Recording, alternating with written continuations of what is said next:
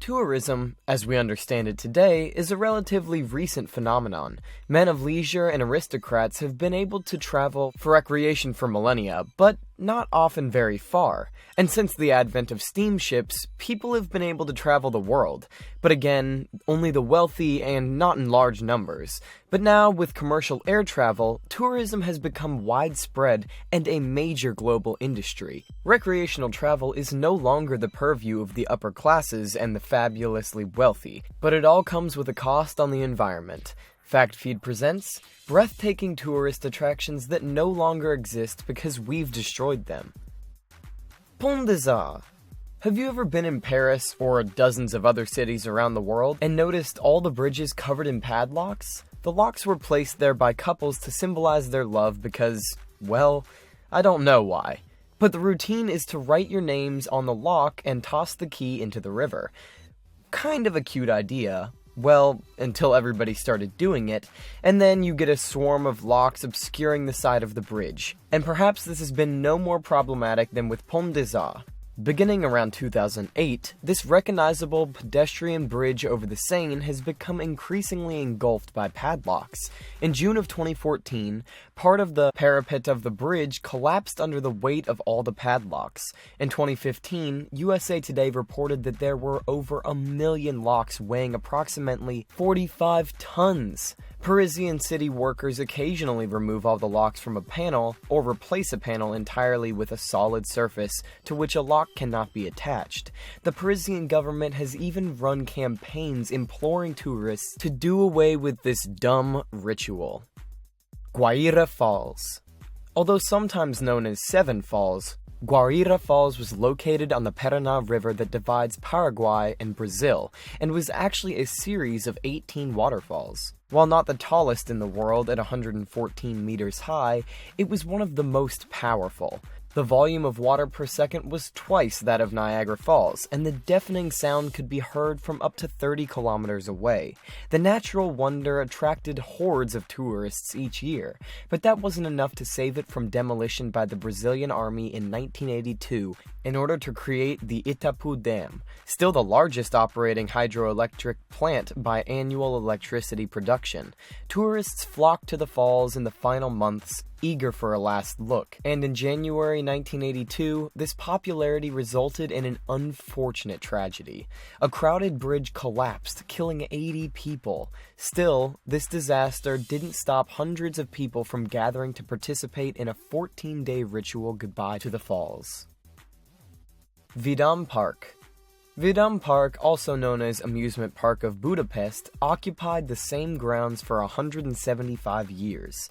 In that time, the park survived fires, World War II bombings, communism, and multiple redesigns. But waning attendance in recent years left the park economically crippled. Season attendance had dropped from 2.7 million at its peak in the 1970s to fewer than 300,000 in 2012.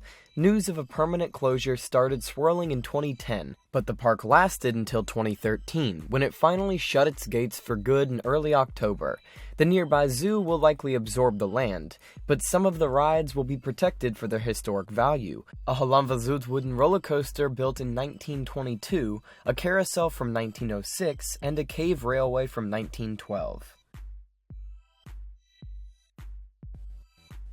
Wedding Cake Rock. Named for its striking white appearance, Wedding Cake Rock has long been a popular spot for dramatic photos by pros and tourists alike. But last year, officials noticed a dramatic uptick in visitors. Roughly 2,000 visitors a month became 10,000 when daredevil shots of yogis and thrill seekers started circulating on Instagram. By then, at least one person had died falling from the photogenic cliff. A temporary fence was installed in May 2015 in an attempt to forestall any further disaster, and the regulations are unlikely to be relaxed after a report this summer revealed that the perilous formation could collapse any time in the next decade. CHACALTAYAGLACIER. The altitude effects from being atop Chacaltaya Mountain kept Bolivia's only ski resort from ever becoming overly popular, but for serious thrill-seekers who didn't mind the remote location accessible only by a dirt road, the world's highest ski resort was a bucket list destination, until it melted. Starting in the 1990s, scientists noticed that rising temperatures from climate change were causing the glacier atop Chacaltaya to melt at an alarming rate. Experts predicted that it would disappear by 2015, but even that was an underestimation. In 2009, the snow and the superlative ski run disappeared for good. This was bad news for more than just snow sport enthusiasts. The glaciers of the Andes are the source of drinking water and hydroelectric power for more than 80 million people in the area. The original Penn Station. The original Pennsylvania station, completed in 1910, was more than just a bustling hub in the first half of the 20th century. It was also a magnificent Beaux Arts landmark to rival Grand Central. Designed by McKim, Mead, and White, the architectural firm responsible for Theodore Roosevelt-era renovations to the White House, the above-ground portion of the terminal was inspired by the Acropolis, the Brandenburg Gate, St. Peter's Basilia, the Roman Baths, and the Bank of England. At the turn of the century, the Pennsylvania Railroad was the largest corporation in the world, and its New York station was fittingly impressive, built to accommodate 200,000 passengers per day for up to 100 years. But the landmark didn't last that long. At the peak of the train travel in mid-1940s, Penn Station welcomed 109 million people a year into New York City. Automobile and air travel surged, railroad traffic suffered, and the company was left strapped for cash. They sold the airspace above the platforms to a local real estate firm in 1954. Concerned citizens protested the plans for a stadium, but to no avail. Demolition began on October 28, 1963, which the New York Times called an act of vandalism against one of the largest and finest landmarks of its age of Roman elegance. Jonah's Tomb.